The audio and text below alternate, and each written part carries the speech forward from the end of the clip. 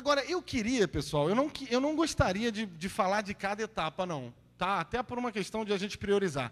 Eu gostaria de me deter no aspecto do chamado e da escolha, porque eu acho que isso é o mais crucial na jornada do herói. Todos nós temos um chamado.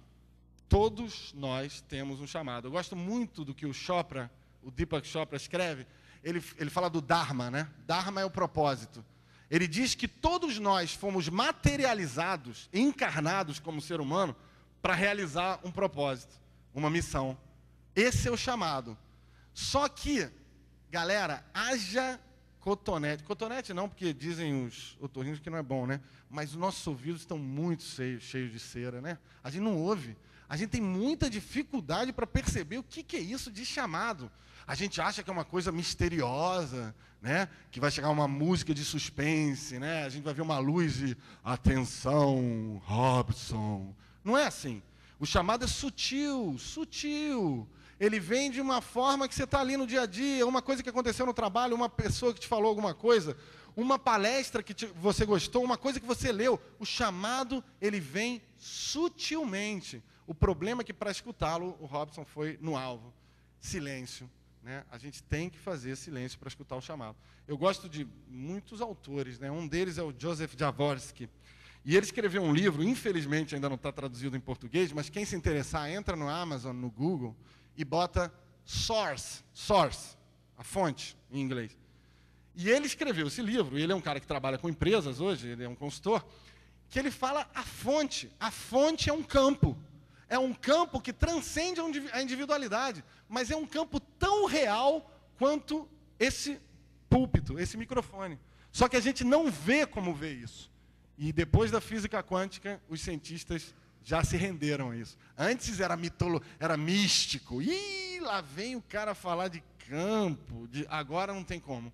Depois da revolução quântica, está provado que a partícula ela tem um comportamento de onda, ela não tem localidade, ela não tem causa e efeito, então existe algo maior que a gente não consegue botar na mão, mas que é real. Então ele fala que o campo é o que chama. Enquanto a gente não tiver ser capaz de se conectar com o campo, com essa voz, a gente não vai entender qual é o chamado, a gente não vai entender qual é o nosso propósito, a gente não vai viver o nosso Dharma. E isso em tudo. Na tua vida pessoal, na estratégia da empresa, mas quem vai fazer isso, né, hoje? A gente teve uma reunião muito legal com a Beth Sulflowers, que editou o livro do Jaworski esse ano, e a Beth falava assim para a gente, ela foi para o Congresso do Rio, ela falava, pessoal, eu venho fazendo reuniões com executivos, e top executivos, que o Jaworski também, que eles falam, agora é o momento do silêncio. Aí ficam na reunião, 5, 10 minutos de silêncio. Aí os executivões, né? Aí não pode pegar o BlackBerry e o iPhone, porque imagina. E ela falou para a gente que tem tido experiências, no começo, quando eles passam um desconforto, eles começam a falar do silêncio. O que eles perceberam naquele silêncio que eles não percebem normalmente. Muito interessante. Isso do campo não é místico. É tão real quanto essa cadeira. Só que ele não se manifesta como essa cadeira. Ele se manifesta de uma forma sutil. Sem silêncio, você não vai entrar nessa frequência sutil.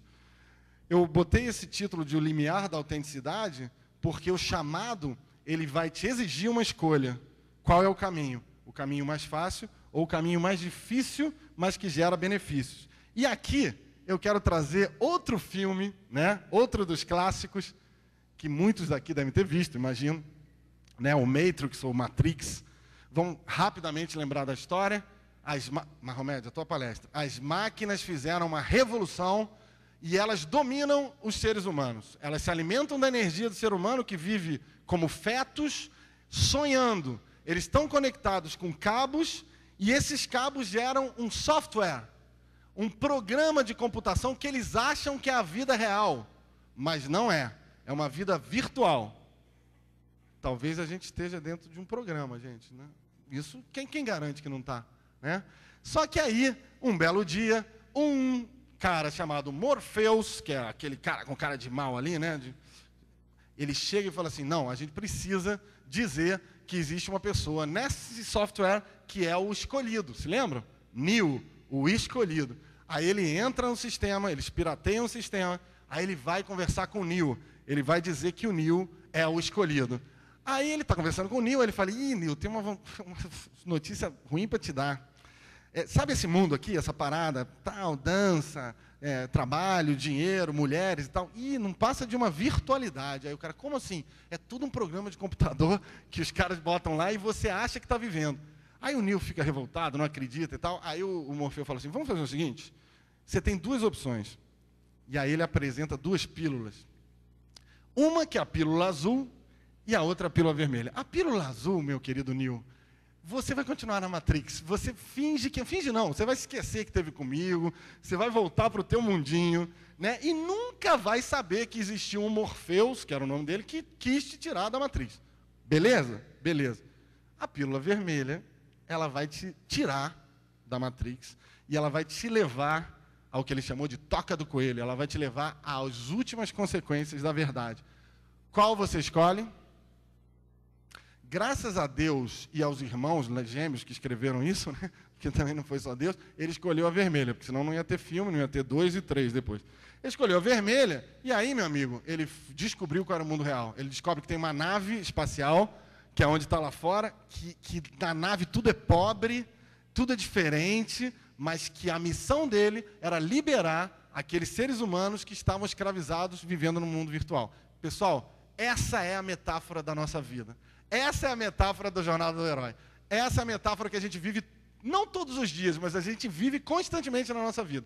A gente tem duas pílulas, a azul e a vermelha. A azul vai deixar a gente num mundo de anestesia, de tranquilidade, né? O que um autor que Robson e eu gostamos muito, o Roberto Crema, fala do normótico. O normótico é a patologia da normalidade.